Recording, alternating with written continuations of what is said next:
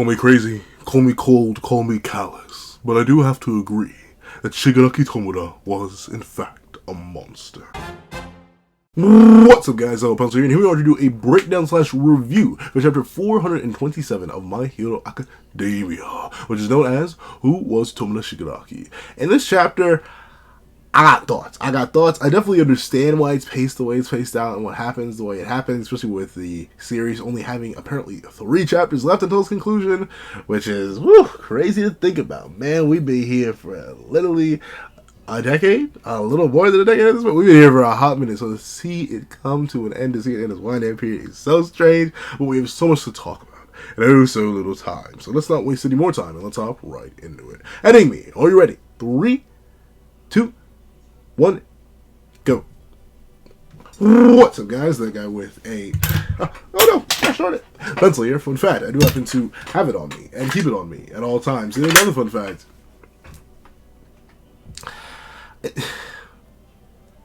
Hori's an interesting man. Half the time I always wonder if it's like my own lack of reading comprehension, which I do have. I do 100 million, billion, duodecillion struggle to understand things that I read, if I can even read them, because, you know, you boys barely literate. But at times I wonder if Hori's just like confused themselves. And we'll get into why I think that sometimes that's what happens in the chapter itself. So we open up and we do get to see that the first person asked who was Tomura Shigaraki says, "He was scary as all get out. I'm glad he got taken out. One of our friends perished. He's the worst. A life taker. It's unbelievable how he messed things up. He destroyed my house." Maybe he was unable to stop. That's what I think. At first, we all just thought he was a random thug. No one could imagine how he'd become such a threat. So, essentially the common consensus is that Tomura Shigaraki, in one way, shape, and or form, was a horrifying, destructive, life-taking creature with no regard for anyone else. And, notably, dare I say, how devious and dastardly it is for me to say this, they low-key kind of spit. But for me to say that, we see that the people on TV are going over, reconstruction is going smoothly, thanks to the international support and the volunteer work. However, there are still some areas that restoration efforts haven't quite reached. This is because the wreckage shows just how far the destruction managed to spread. This unprecedented act of terror that hurt so many people was organized by the League of Villains. Just who was their leader, Tomura Shigaraki? Stay tuned out for a second part of our special feature. So, now that things are back to normal, and, well, not back to normal, obviously, they're still rebuilding. Now that things are close to a sense of normalcy, people are starting to break away from the previous conceptions. And by break away from the previous conceptions, I mean the fear of talking about Shigaraki and his existence and living under his boot or living up under his thumb or being executed by it. Now that he's finally gone, for all intents and purposes, people are okay talking about him. And dare I say, so far, every single person here is kind of right. From the terror that Shigaraki would invoke in people. Yeah, Shigaraki at his peak was in fact quite horrifying. And that's to us as readers who are infinitely transcendental of his entire universe. And even I know people who still had fear or terror struck into them by Shigaraki. Yeah, Shigaraki did slaughter some people, like a lot of people, like a lot of people. And he destroyed a whole bunch of homes and property and cities. He leveled entire areas. So yeah, he was pretty much unable to stop. No matter how much Midoriya kept trying to save him, he was super duper locked in on what he wanted to do. So yeah, he pretty much wasn't able to stop. And note, I do know this is the same housewife that is, I believe it is the same one that let Shigaraki wander off all those years ago. When she was younger, she's the one that left Shigaraki alone instead of reaching out to help him. One, because he looked a little bit weird, and two, because, oh, a hero will come help him.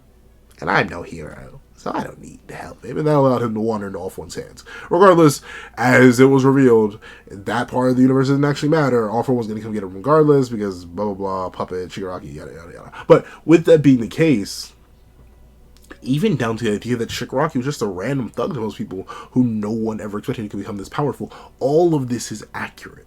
They aren't saying anything wrong. So, seeing this being the viewpoint, this being the thought process, this being the view on on Tomura Shigaraki ultimately makes sense, if only for the fact that he kind of is all that. He's a monstrous, life-taking, home-destroying, unstoppable force who was once just a random thug. So far, it's pretty accurate on who Tomura Shigaraki was. But we cut to a person who knows Tomura Shigaraki much better than anyone else, and a person who attempted to learn about Tomura Shigaraki much better than anyone else. Spinner, or I forget his real name, I forget his real name, but Spinner and Izuku Midoriya. No longer Deku, for Deku perished along with Shigaraki himself. We see the Mushroom Man explain, body bulk, scale mail. He can take all those quirks and start turning into a Nomu. But, thanks to the research on Nomus we were conducting at this hospital, and the fact that his transformation still wasn't too far gone, we managed to stop the process. So, that's interesting. For some reason, I'm not sure where I got this idea from, so I'll fully take this as not a retcon, it's just an explanation. I thought Nomus had to be made from, like,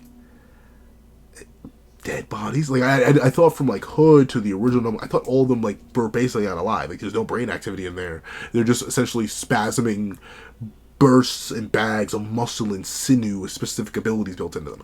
I didn't know. I'll sure to be honest, I just flat out did not know that living creatures could become Nomus if they were just overfilled with quirks. I thought that was just like, you end up with multiple quirks. But no, that appears to be the normalization process. And somehow this hospital is able to undo it. This hospital can do anything, bro. Like, honestly, the further we get into the manga and the more and more characters survive crazy things, I'm looking farther and farther back on Night Eye's death, and I'm like, darn, Chi, they just brought you to the wrong spot, my boy. They should have brought you here. Maybe they would be able to save you. But with that being the case, that is an explanation for why Spinner is just a regular dude again, considering last time we saw him, he was a mindless beast. I'm fine with glazing over his, like, reversion and transformation. Once again, Spinner, a nice character. I really like him. He's one of my favorite League of Villain members. But, like, not that important. So I understand why his reversion sort of gets dropped back only a chapter and sort of just, like, falls under mystical magical hospital rules. Because, like, we weren't going to burn our very limited chapter time on explaining why Spinner is the way he is again. But with that being the case, we see that Spinner asks, why are you even here? You life taker. This is once again where I get to the idea of wondering, is Hori confused or am I confused? I very likely may be confused. Because the fact that Spinner, a person who aligned with the notorious life taker, is now accusing Midoriya Izuku of being a life taker. You know, the one guy who didn't want to be a life taker more than anything else in the world. The one guy who tried to save, Shigaraki with every fiber of his being. The one guy who, in spite of everything logical, did all in his power, including sacrificing his own power to stop Shigaraki instead of just executing him and keeping the power that he so rightfully earned. It is crazy. Like, Spinner, you're just nuts. Like, dude, you're the one who aligned with a mass slaughterer. That's all you, buddy. Congratulations. That's all on your back. Midoriya Izuku is like the furthest thing you can get from a life taker. He didn't even want to do it. It was a byproduct of an accident.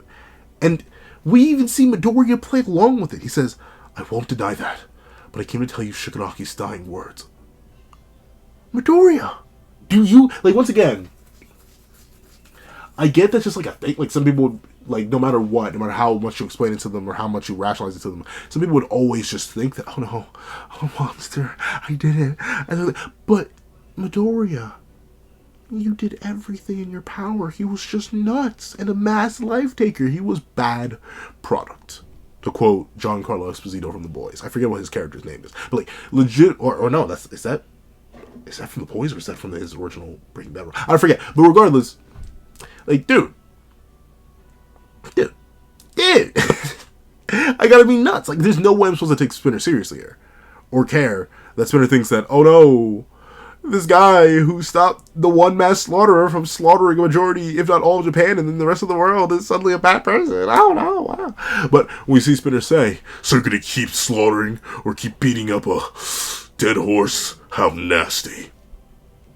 Once again, Spinner, do you know what you were doing? Like do you have even a fraction of an idea what you were doing at that mutant parade, or not parade, that hospital. What you were planning to do, Spinner? Do you know what your own people, your friends and quote unquote family have done to bodies that are no longer like Spinner? Let's spin right. Like Midoriya Izuku came out of his way to deliver the words of for what you would view as his mortal enemy, and instead of being grateful, you give him false accusations and call his wanting to complete your dying friend's request beating a dead horse. Spinner, what is wrong with you? But we see that ultimately Midoriya is locked in. He doesn't really care what Spinner has to say. He's going to get these words across because it was the last thing from the man he got. He survived. So, I have to tell you. Even to the bitter end, Tomura Shigaraki kept fighting to destroy. Huh? Shigaraki asked you to tell me this? You sure? Yeah. He said Spinner. Me? How about Toga or Dabi? Heck, even Compers. No. Just you. Shigaraki was my ray of hope. He smiled and said, "Let's destroy everything." Back in Daika, he showed me a distorted horizon. He'd always been my spokesperson. When people oppressed me for who I am, I thought, well, I'm a heteromorph, and gave up. Stop. I said stop thinking. If I think, it'll end up hurting. He allowed even a guy like me to dream. I felt something big was about to happen. Like I could finally become someone. Someone! Easy now. We'll have to... No. Let him tweak out. Tomura Shigaraki was my hero. Academia. I'm sorry. But we go into the conflict. And once again, we build into what this chapter is all about. Who was Tomura Shigaraki? He wanted to destroy. That's all there is to say. No thoughts, no ideals, nothing. He was simply throwing a temper tantrum. He loved video games. As the police keep researching, we're finally unraveling his tragic past. Understanding the cause is important, but we can't let ourselves empathize with them. If someone gets influenced by all this, it'll be bound to happen again and again. During my shut-in days, I played video games non-stop, and then I found out he pretty much liked the same ones as me. They need to call things as they are. He was a monster. He was the first friend I ever had. I heard him saying the villains need a hero of their own. Right in the middle of Shigaraki's heart, there was the League. I'm sure he thought the same things about you. That's why he asked me to send you this message. I was blind from the spotlight. I told myself I couldn't stop what was happening and decided I'd cease to think. I'm always noticing things when it's already too late. If I had taken just one more step, maybe I could have saved My Hero Academia, my friend. Bear in mind that another Shigaraki / All for One could be hiding from us as we speak. We have to keep an eye out for the next big threat. You people will keep fighting, right? You'll eventually forget Tomura Shigaraki, forget the League of Villains, and go back to smiling.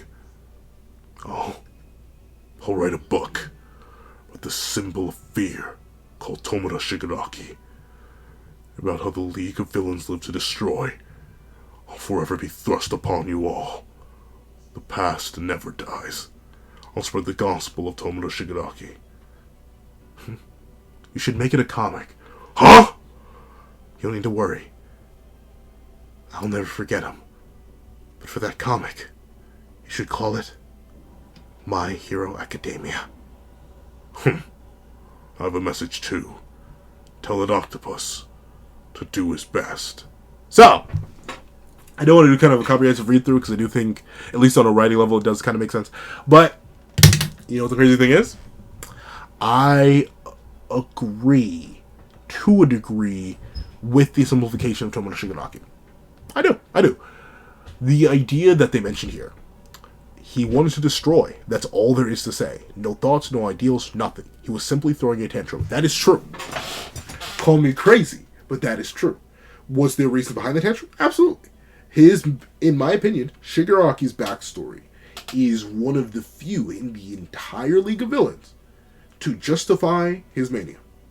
I think Shigaraki's temper tantrum makes perfect sense for a man who was literally, even before it was revealed, he was literally bred to be the next symbol of fear. It made sense within the context of just him being a product of society. The society. It makes perfect sense. But in the grand scheme of things, as Shigaraki himself admitted, up until 10 chapters before his end, all he cared about was destroying everything that was associated with that house. What is that but a temper tantrum? All he wanted to do was destroy. That was his last words to Spinner. He didn't say, do something with your life. He said, yeah, just destroy. I fought to the bitter end to destroy everything. Yeah, that's right. And ultimately, I even agree with this guy. We need to call things as they are. He was a monster. He was. I love Tomura Shigaraki. And once again, I said before and I'll say it again, up until, in my opinion, Hori fumbled the bag at the end of the first war and then for the entire back third of the manga, he was my favorite thing in the manga. He was my best favorite new gen villain. He was my favorite new gen thing. He was beautiful. But even I'll admit, Shigaraki at the peak of his writing was a monster. A terrible human being. A creature. A beast. An animal who needed to be put down. At no point did I ever agree with the whole idea of wasting time, wasting resources, and risking lives that would come with trying to save Tomura Shigaraki.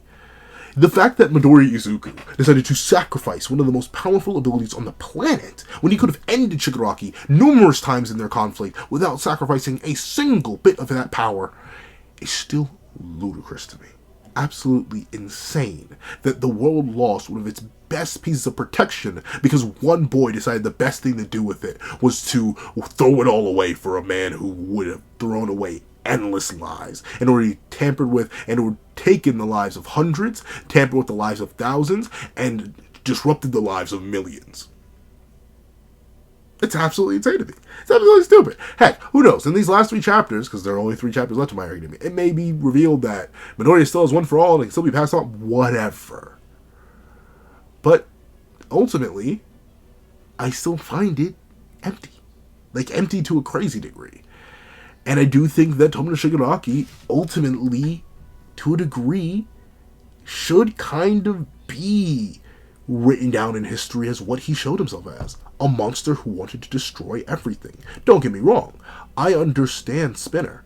I understand that Tomura Shigaraki was his hero, that he did love video games, that they liked the same things. But ultimately, Tomura Shigaraki is a monster who slaughtered hundreds, ruined the lives of thousands, and was threatening the lives of millions, if not billions. He was a rabid dog that needed to be put down. The only thing that I don't agree with in this entire chapter is this idea right here. Understanding the cause is important, but we can't let ourselves begin to empathize with them. If someone gets influenced by all this, it'll happen again and again. I think that ultimately they should take note of his tragic past. And they should realize that Shigaraki's tragic past, for the most part, except for the heavy influences of All for One, that Shigaraki was born of a societal issue. Something was fundamentally wrong with the world. And it should be their goal to fix that problem. That's what I disagree on. But in terms of him being a monster, in terms of him only wanting to destroy, in terms of him being a life taker, a home destroyer, a life wrecker, everything else is true. And I think Hori somewhat agrees with that, even if he's having Spinner act as the emotional counterpoint to it. Because, sure, Shigaraki was a person, but he was a monster. A monster who didn't need to live. And a monster who really didn't deserve burning one of the most powerful assets humanity had against whatever upcoming tide of evil, because there's always going to be one. As we can see, the cycle's already beginning to perpetuate itself. Yeah. Hope you're happy, Midoriya. When One for All could be used to save lives, and you threw it away on a monster. who couldn't care one iota about you. But of course, we see that I do like the Dabi reference here. The past never dies. I'll spread the gospel of Tomura Shigaraki. I do agree. I do think that Tomura's nature as a human should be pressed forward in order to make sure that people understand that anyone can become Tomura Shigaraki. Not literally in the sense that Tomura Shigaraki was specifically groomed from the day he was born, or even possibly beforehand, in order to be a certain way, thing, weapon, tool, whatever you want to call him. But at the same time, while he was specifically bred to do that, anyone can have one bad day and be born with an extremely powerful quirk and can be put in the wrong situation due to society, whether it be due to neglect or something of the sort. And thusly, Tomura Shigaraki is a societal issue, not just an issue born of a madman. I hope, keyword is hope, that they can learn from that, even if it is through the help of Spinner writing his little manifesto or his little comic book. It would be absolutely hilarious if the story of My Hero Academia was Spinner just writing a comic book. That'd be so hilarious. But with it being the case, Midoriya says he'll never forget him, and then we move on. And we sort of tackle this whole plot line with Overhaul and the boss. Hold on, let me take a sip.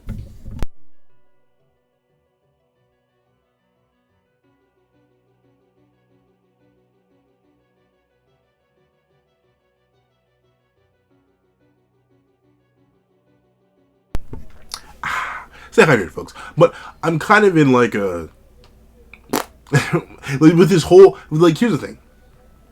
I'm glad the plot point's being addressed. This was something that was set up all the way back in the Vigilante arc, which at this point is well over 100 chapters ago. Like, the Second War was about 100 chapters. We're on 427. I believe the Vigilante arc was like maybe late 200s, early 300s. So, wrapping up this plot point is nice, and it's good to see the boss is awake, but Overhaul is a character who I don't feel bad for, and notably, a lot of the characters who I would actually like to see have some sort of resolution aren't here.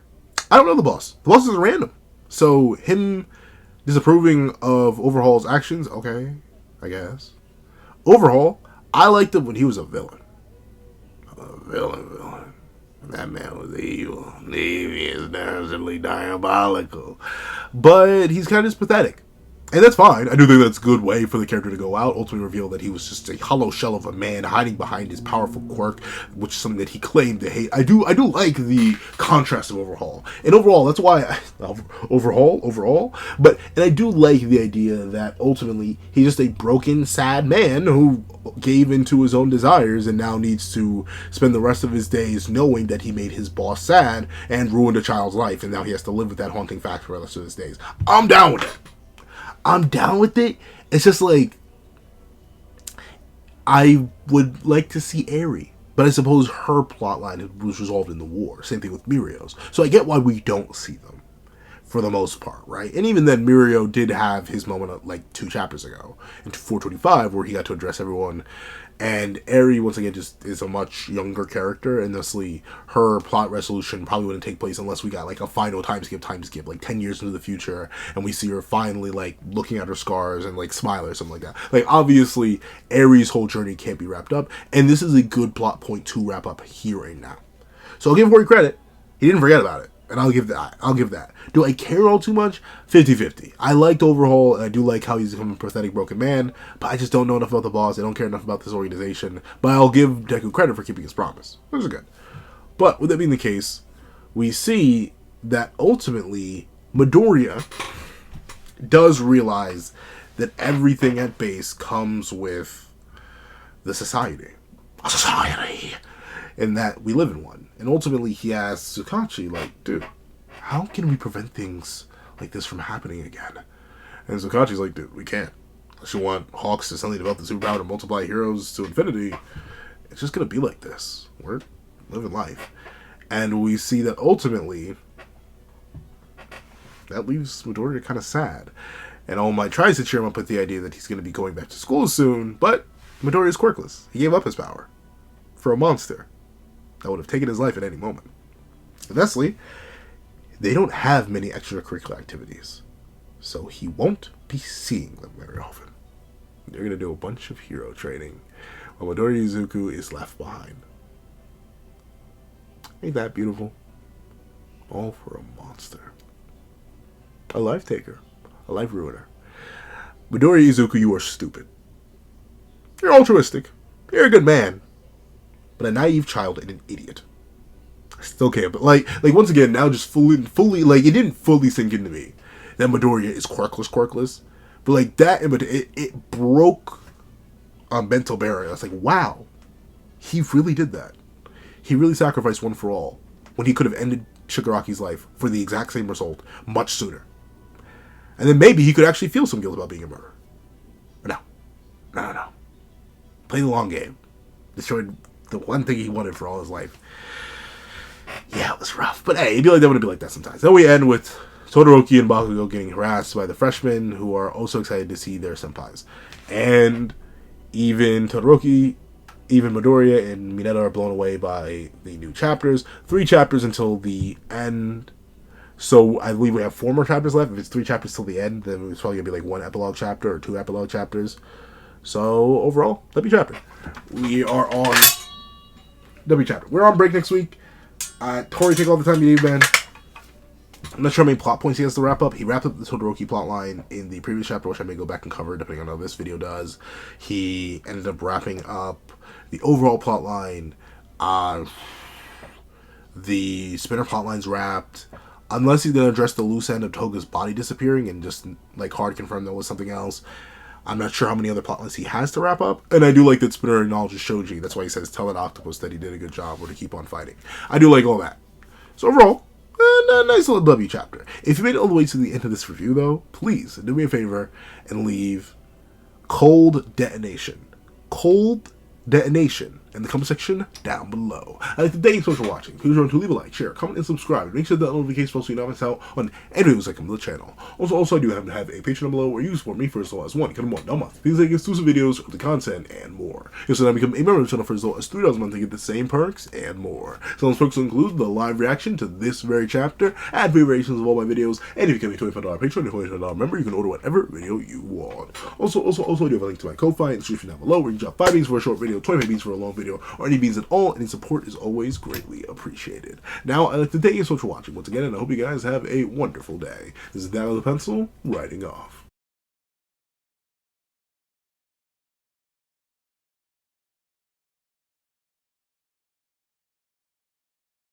I'd like to thank you to our $3 members, Zena, Greyhound, Astro, Eternal Flame, NMA, Real Rare, G Prosper, Red Wolf 4765, and Paris Arnold. I'd like to leave another big ol' thank you to our $5 patrons, Sean, Sammy, Midnight Lord 21, Kevin Encarnacion, Josh Brown, and A+A. And I'd like to give a great big thank you to our $7 members, Autumn Mornings Lazo, Fine, and That Guy. And I'd like to give a great big thank you to our $10 members, Robbie Uchiha, Jay Warrior, and Akid's Void. And I'd like to give big, hefty, juicy thank yous to our $10 patrons, Panda Goat, Michael Williamson, Metal Solid Crisis, Joaquin Munoz, and Idem Okami. And I'd like to give the biggest, juiciest, meatiest, sloppiest, and heftiest thank you of them all to our $25 patron, Calvin Elder.